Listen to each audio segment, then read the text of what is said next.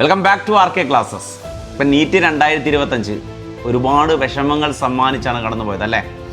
പക്ഷേ മക്കൾ പേടിക്കേണ്ട ആവശ്യമൊന്നുമില്ല. ഇപ്പോൾ 2016-നും 2018-നും ശേഷം വീണ്ടും എക്സാം ടഫാക്കിയിരിക്കുകയാണ്. 2025 വന്നപ്പോൾ എക്സാം നല്ല ടഫായി.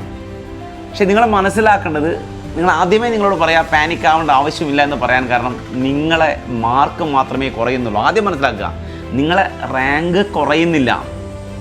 കഴിഞ്ഞ വർഷം 650 മാർക്ക് വാങ്ങിയ ഒരു കുട്ടിക്ക് 2024 650 മാർക്ക് വാങ്ങിയ ഒരു കുട്ടിക്ക് ഗവൺമെൻറ് MBBS സീറ്റ് ലഭിക്കുന്നില്ല എങ്കിൽ ഈ വർഷം 500+ വാങ്ങുന്ന ഒരു കുട്ടിക്ക് ഗവൺമെൻറ് MBBS സീറ്റ് ഉറപ്പിക്കാം. അത് തന്നെയാണ് കാര്യം. അപ്പം നിങ്ങളെ മാർക്കല്ല കാര്യം, റാങ്കാണ് കാര്യം എന്നുള്ളത് മക്കൾ നോക്കുക. ഇതുപോലെ എക്സാം ടഫായി വന്നത് 2018 പക്ഷേ 2025 എക്സാമായിട്ട് കമ്പയർ ചെയ്യുന്ന സമയത്ത് 2018 കുറച്ചുകൂടി ഈസിയാണെന്നാണ് വിചാരിക്കുന്നത്. അതായത് നിങ്ങൾ നല്ല ടഫ് എക്സാമാണ് എഴുതിയിരിക്കുന്നത്. നമ്മൾ 2018 ഒരു മാർക്ക് കമ്പയർ ചെയ്താൽ നിങ്ങൾക്ക് മനസ്സിലാക്കും നിങ്ങൾക്ക് MBBS സീറ്റ് ഉറപ്പിക്കാം. കാരണം 2018 കേരള ഫസ്റ്റ് റാങ്ക് എന്ന് പറഞ്ഞാൽ 664 മാർക്കാണ്. All India 56 rank. അതാണ് കേരള ഫസ്റ്റ് റാങ്ക്. 664 മാർക്ക് വാങ്ങിയൊരു കുട്ടിയാണ് കേരള ഫസ്റ്റ് റാങ്ക്. അത് വന്ന് 10th rank. Kerala 10th rank എന്ന് പറഞ്ഞാൽ 650 മാർക്കാണ്. അതായത് 2018 650 മാർക്ക് വാങ്ങിയൊരു കുട്ടി കേരള 10th റാങ്ക് ആയിരുന്നു. കഴിഞ്ഞ 2024 650 മാർക്ക് വാങ്ങിയൊരു കുട്ടിക്ക് ഗവൺമെൻറ് MBBS അഡ്മിഷൻ പോലും ലഭിച്ചിട്ടില്ല എന്ന് മനസ്സിലാക്കുക. അതായത് മാർക്കല്ല കാര്യം, റാങ്ക് തന്നെയാണ്. മക്കൾ കോൺഫിഡൻസോട് കൂടി ഇരുന്നോളൂ. നമ്മൾ 2018 കമ്പയർ ചെയ്ത് നമ്മൾ ഏകദേശം നമുക്ക് എന്ത് ചെയ്യാം, ഒരു ഓൾ ഇന്ത്യ കോട്ടയിൽ അഡ്മിഷൻ നോക്കുകയാണെങ്കിൽ ജനറൽ കാറ്റഗറിയിൽ 580-നും 600-നും മാർക്ക് വാങ്ങിയ ഒരു കുട്ടിക്ക് ഓൾ ഇന്ത്യ MBBS അഡ്മിഷൻ ലഭിക്കും.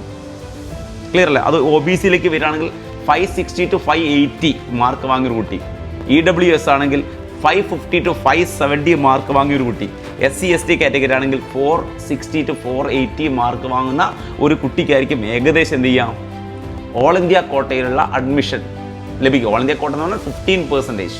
ബാക്കിയുള്ള 85% ഞാൻ ഓൾറെഡി പറഞ്ഞു സ്റ്റേറ്റ് റിസർവ്ഡ് ആണ്. ബാക്കിയുള്ള 15% അഡ്മിഷൻ്റെ മാർക്കാണ് ഈ പറഞ്ഞിരിക്കുന്നത് ഓൾ ഇന്ത്യ കോട്ട.